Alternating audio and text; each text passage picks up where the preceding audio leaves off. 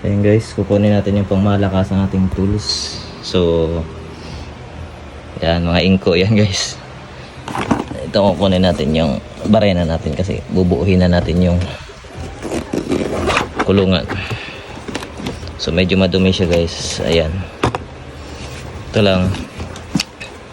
So, cordless pala siya. Yun lang.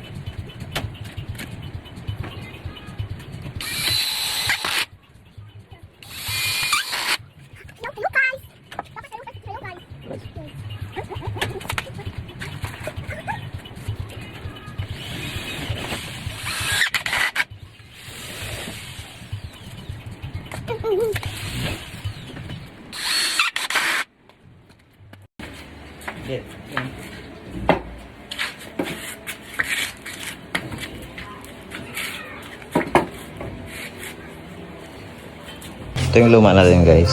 Yan yung luma. Tapos ito yung bago. So bala ko sanang hatiin lang to kasi wala tayong kahoy. Para siya yung gawin ko dito sa panggilid. Para ito. Guys, tapos na yung kulungan natin. Wala na siya dito. Yan yung luma. Tapos inko tayo dyan. Yung ginamit natin inko.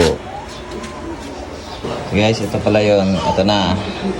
Bago nating kulungan. Tinabunan ko lang yan ng plastic. So ayan siya. Ayan yung mga sisiw nating bagong kuha. Ayan sila guys. So wala pa siyang pintuan.